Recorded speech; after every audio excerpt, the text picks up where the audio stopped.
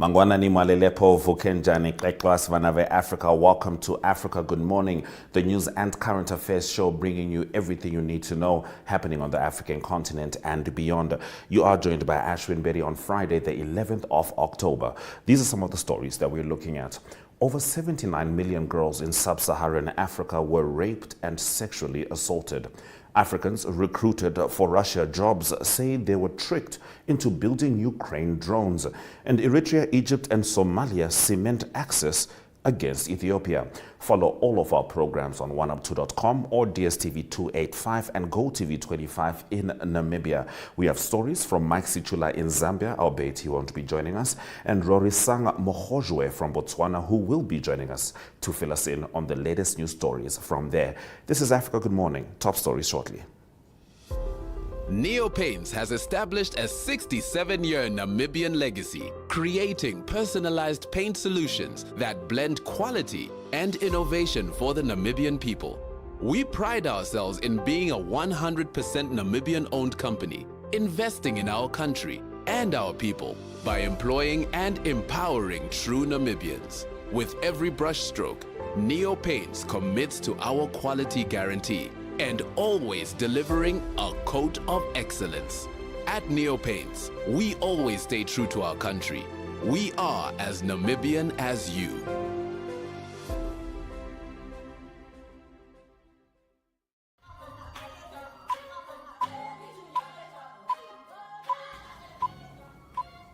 Let's get into the top stories.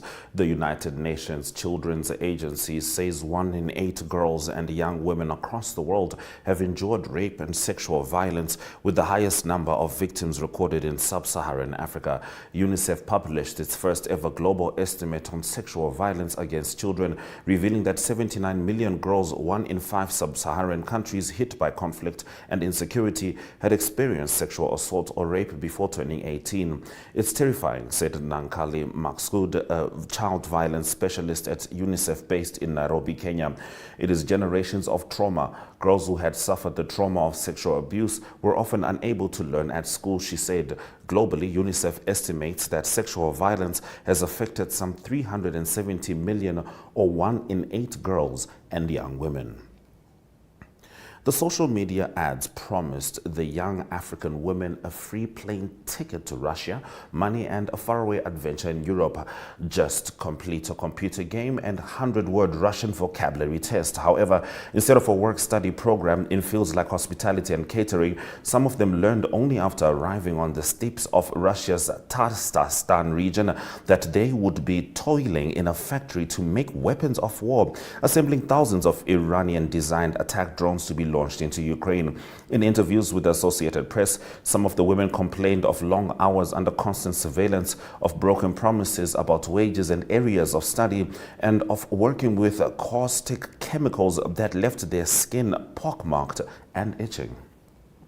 There have been fears that the growing tension could spill over into some sort of conflict. This is an axis against Ethiopia's capital Addis Ababa. Hassan Kanenje, director of Horn of International Institute for Strategic Studies, told the BBC's Focus on Africa program.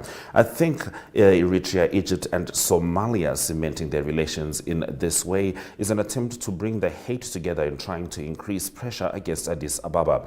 A photograph released by Eritrea in the wake of the meeting being referred to shows President Isaias Afwerki clasping hands with his counterparts from Egypt, Abdul Fattah al-Sisi, and Somalia, Hassan Sheikh Mohamud.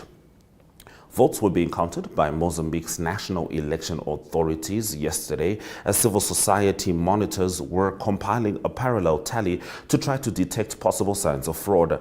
The Southern African country voted on Wednesday in a national election that is widely expected to see the ruling Frelimo party extend its 49 years in power. Frelimo has been consistently accused of rigging elections, which it denies. Some observer missions noted issues with preliminary vote counting that took place overnight. More than 200 polling stations denied journalists and observers access to the process, says Salat Paz Peace Room, a civil society platform.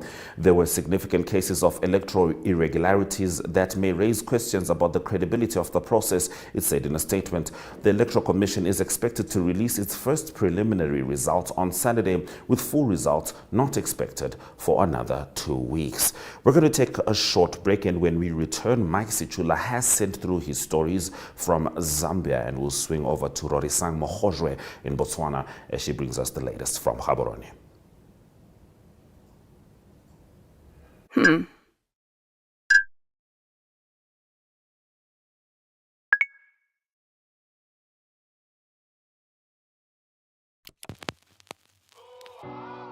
E-Ticket, your online ticket solution for events and event marketing, bringing you ease of mind and making sure that your event gets out there.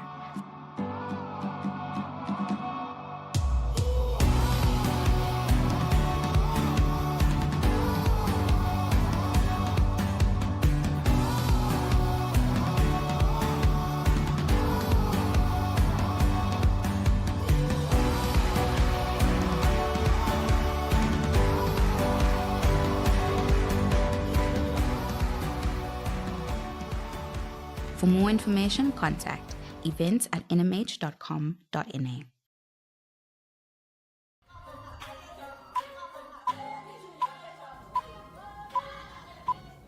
Now, Mike Sichula couldn't join us this morning, but he has sent through his stories from Zambia. And here we go. Health authorities have detected the mpox disease, formerly monkeypox, from a 32-year-old Tanzanian national in Chitambo district. In August this year, the Zambian National Public Health Institute heightened screening of people coming from countries that have reported an outbreak of mpox.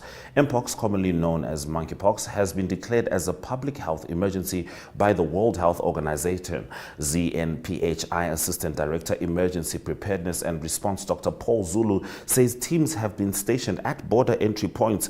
Mpox is one of the diseases that have a long incubation period, hence the need to screen and take details of people who are coming from high-risk areas. And in the other of Mike Sichula's stories, State House says President Hichilema has no involvement in the internal conflicts of the former ruling party as purported by his predecessor Edgar Lungu. This follows Mr. Lungu's response to the proposed dialogue by the Oasis Forum and other church mother bodies, where he stated that he would have dialogue with President Hichilema if he stopped funding internal conflicts in the PF and restores PF records at the Registrar of Societies. State House Chief Communications Specialist Clayson Hamasaka says the president has no authority to restore records at the registrar, especially for a private club or any other entity. Those have been the stories from Mike Sichula in Zambia. Let us now swing over to Rorisang Mohojwe as she brings us the news stories from Botswana.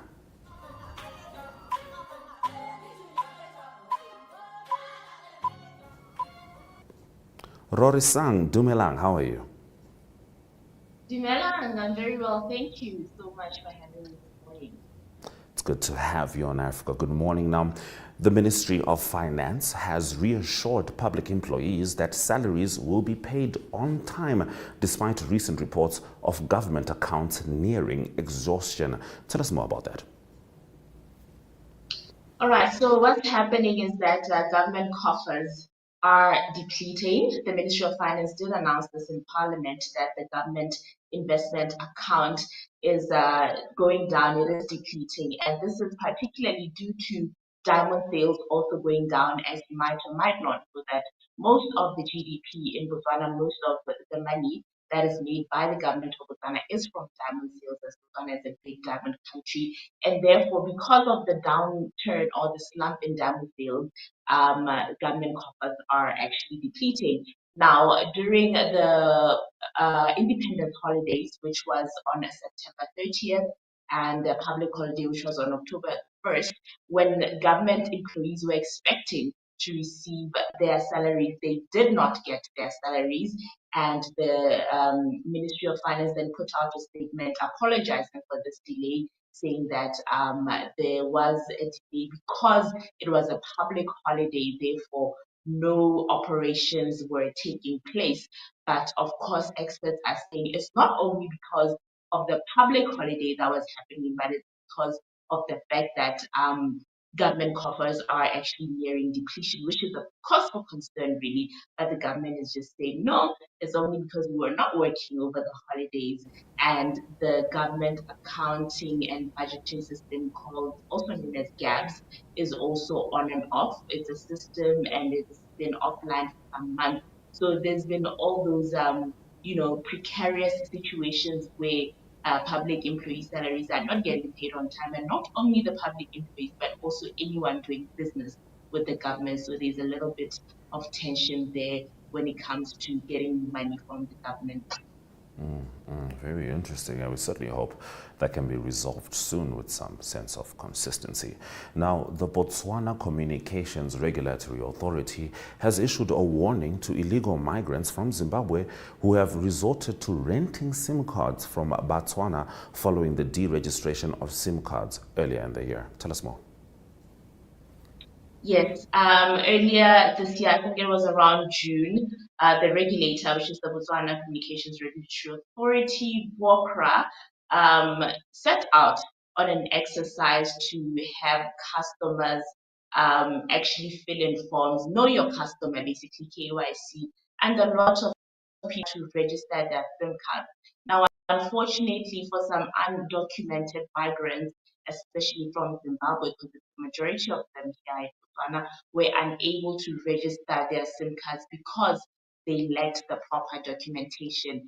And because of that, they then resorted to renting out these SIM cards from the locals so that they can remain connected while in the country. Now, the regulator is saying, hey, listen, this is illegal. It's an illegal activity and it must stop right now. Rather than renting out a SIM card from a local, why not try and get your documentation in order so that you can remain connected as per regulations? Now, I also spoke to the Migrants Association right here in Botswana, and they did admit that in fact this is going on because of the fact that a lot of people, a lot of migrants are undocumented, and therefore they've had to resort to these measures. But they will encourage their people to, get their documentations in order and, have basically a legal stay while in Botswana. Understandably so. Now, the escalating human-wildlife conflict in Botswana's Okavango Delta, I believe we share that with Namibia, we'll talk later about that, but it's led to an alarming rise in the number of lions being killed by local farmers.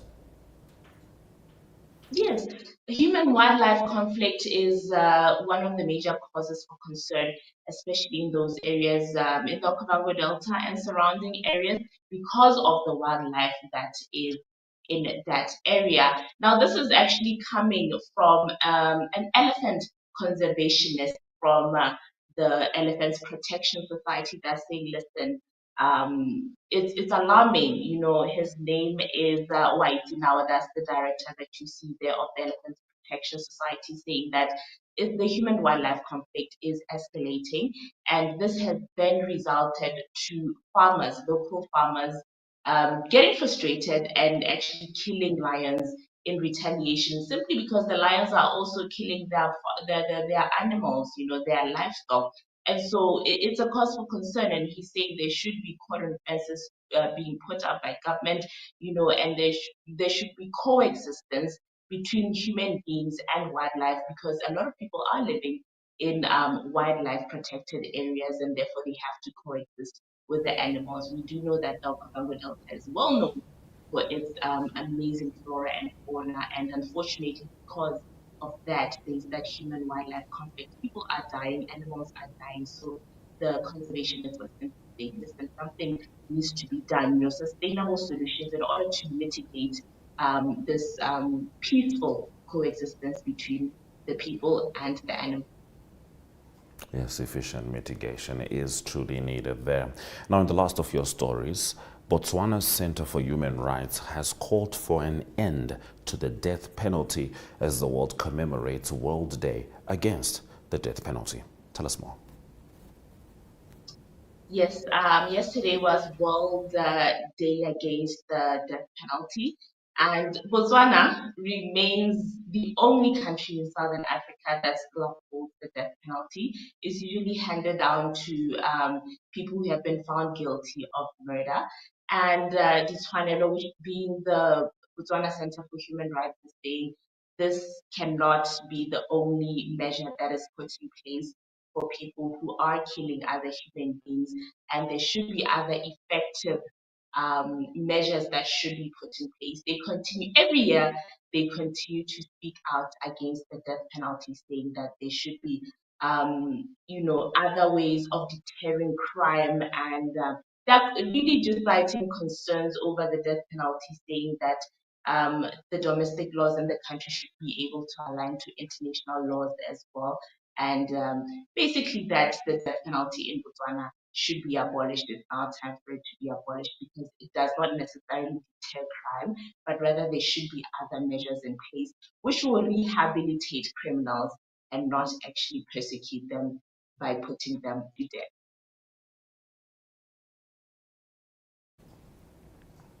Thank you very much, Rorisang Mohojwe, for bringing us the news stories as they are from Botswana. Do teach me, how do I say goodbye? Khusiane. Kosiyame. All right, Yes, lovely. Khusiane. Goodbye. It is well. Khusiane. You've given me some homework for the weekend. Thank you very much for bringing us the news stories as they are from Botswana. We're going to have a look at the weather predictions before we return with economic news.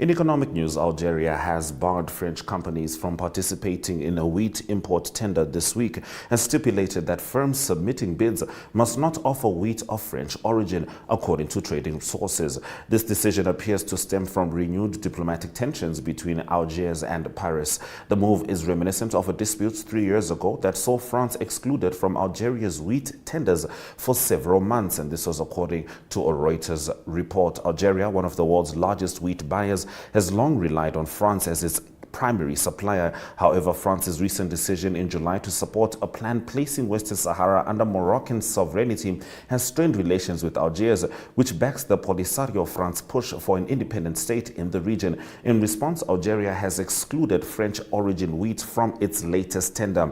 On Tuesday, the state grain agency, the Algerian Interprofessional Office of Cereals, held a regular tender with traders estimating that over 500,000 metric tons of grain were purchased. The OAIC typically holds tenders on an optional origin basis, allowing sellers to choose from a range of approved wheat sources, including French wheat.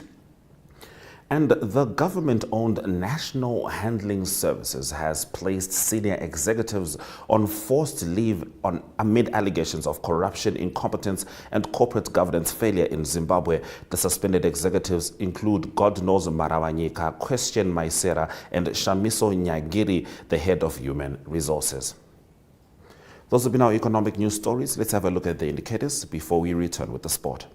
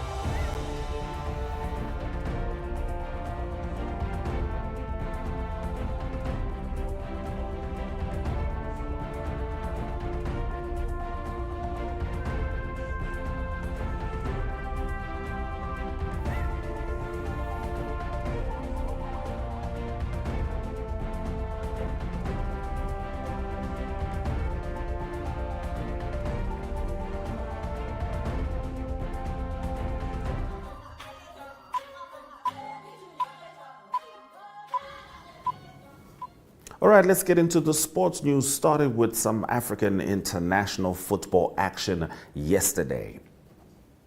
So, Africa Cup of Nations, Morocco 2025 qualifiers. These are the results of match day 3. Namibia 0, Zimbabwe 1, that's Group J. Group C, Botswana 1, Cape Verde 0. And in Group H, DR Congo getting the best of Tanzania, 1-0 across the board. Group F, Ghana 0-0 against Sudan. Algeria 5-1 in Group E against Togo. And in Group L, it was 4-1. Burkina Faso getting the best of Burundi in that game. Much higher scoring in that second slide. Now, Namibian coach Colin Benjamin had some words after the loss to Zimbabwe. Yeah, firstly, I congratulate Zimbabwe for the 3 points. It's football. Well done to them.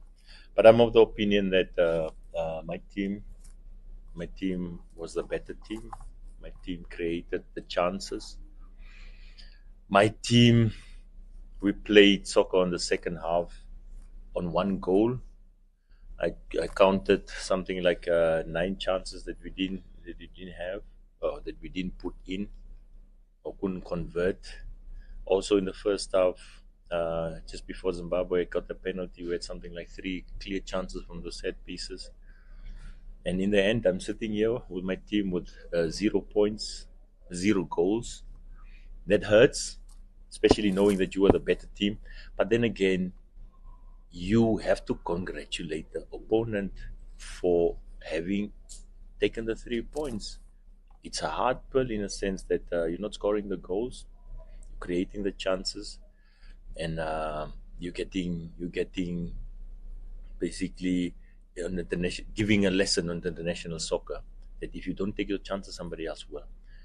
And yeah, that's where we are right now. Congratulations to Zimbabwe. And our international sports story, with 22 Grand Slam titles in the bag, including a record 14 at Roland Garros, where he was virtually unbeatable. 38-year-old Nadal said he is at peace with his decision to hang up his racket after the Davis Cup next month. Nadal has won the Davis Cup 4 times, and he will bow out on home turf, where he will team up with his protege, Carlos Alcaraz, the proverbial prince and reigning French Open champion, ready to inherit the crown from the King of Clay. But perhaps no player has seen the best of Nadal more than Swiss great Roger Federer, as the two forged an epic rivalry across all services and elevated the sport. Those have been our sports stories. Highlights shortly.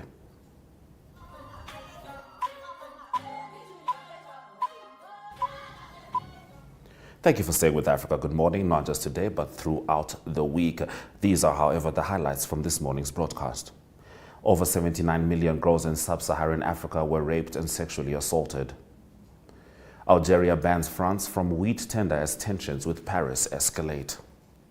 We also looked at some AFCON qualifiers results. DSTV 285, GoTV 25, oneup2.com, and Network Media Hub on YouTube is precisely where you can find us. From us at Africa Good Morning, until next week, Suraj Kanaka.